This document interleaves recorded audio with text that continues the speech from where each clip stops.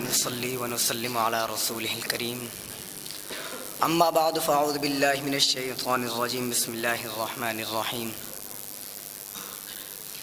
لقد من الله على المؤمنين اذ بعث فيهم رسولا آمنت بالله صدق الله العظيم وبلغنا رسوله النبي الكريم الامين ونحن على ذلك لمن الشاهدين والشاكرين والحمد لله رب العالمين.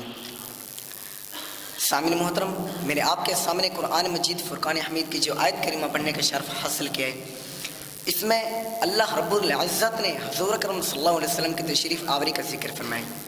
چنانچہ رب ذوالجلال نے ارشاد فرمایا لقد من اللہ علی المؤمنین اذ بعث فیہم رسولا، بے شک اللہ تبارک و تعالیٰ کا بڑا احسان ہوا مسلمانوں پر کہ انہی میں سے ایک رسول بنا کر بھیجے. سامعین محترم، آپ جانتے کہ اللہ تبارک و تعالی نے انسان کو بے شمار نعمتوں سے نوازا ہے، یہاں تک کہ اگر ہم انہیں شمار کرنا چاہیں تو نہیں کر سکتے ہیں. مگر اللہ تبارک و تعالی نے کبھی کسی بھی نعمت پر یہ نہیں فرمایا کہ اے لوگو میں نے تمہیں یہ نعمت دے کر احسان کیا ہے. مثلا اللہ تبارک و تعالی نے انسان کو دیکھنے کے لیے آنکھیں دی، احسان تو فرمایا مگر جتلایا نہیں. سننے کے لیے کان دیے، احسان تو فرمایا مگر جتلایا نہیں. سونگنے کے لیے ناک دیا، احسان تو فرمایا مگر جتلایا نہیں. پکڑنے کے لیے ہاتھ دیے، احسان تو فرمایا مگر جتلایا نہیں. بولنے کے لیے زبان دی، احسان تو فرمایا مگر جتلایا نہیں. چلنے کے لیے پاؤں دیے، احسان تو فرمایا مگر جتلایا نہیں. اسی طرح پانی، ہوا، چاند، سورج، ستارے، کھانے کے لیے سبزیاں، خدمت کے لیے چوپائیں بھی دیے، احسان تو فرمایا مگر جتلایا نہیں. الغرض خالق کائنات مالک لم یزل نے انسان کو بے شمار نعمتوں سے نوازا ہے، احسان تو فرمایا مگر جتلایا نہیں. لیکن جب باری آئی آمنہ کے لال کی، جب باری آئی کملی والے آقا کی، جب باری آئی مدینے والے آقا کی، جب باری آئی عبداللہ کے لخت جگر کی، جب باری آئی حضرت محمد مصطفیٰ احمد مجتبی محمد صلی اللہ علیہ وسلم کی، تو اللہ تبارک و تعالی نے ارشاد فرمایا اے ایمان والو تم پر میں نے احسان کیا ہے. اس لیے کہ باقی جتنی بھی نعمتیں ہیں ان کی تو مثل دنیا میں موجود ہیں، لیکن یہ محبوب و نعمت اس میں جس کی کائنات میں کوئی مثل ہی نہیں ہے.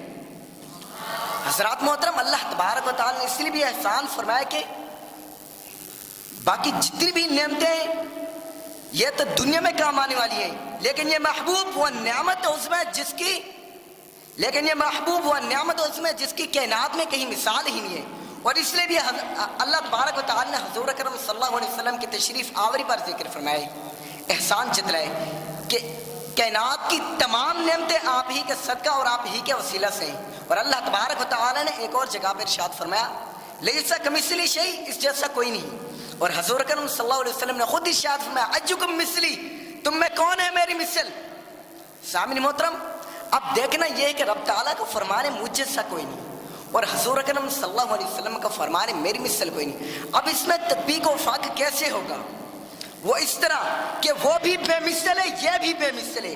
وہ خالق ہونے میں بے مثل ہے، یہ مخلوق ہونے میں بے مثل ہے. وہ طالب ہونے میں بے مثل ہے، یہ مطلوب ہونے میں بے مثل ہے. وہ محب ہونے میں بے مثل ہے، یہ محبوب ہونے میں بے مثل ہے. وہ لامکاں ہونے میں بے مثل ہے، یہ بامکاں ہونے میں بے مثل ہے. وہ عرشی ہونے میں بے مثل ہے، یہ فرشی ہونے میں بے مثل ہے. وہ مولا ہونے میں بے مثل ہے، یہ بندہ ہونے میں بے مثل ہے.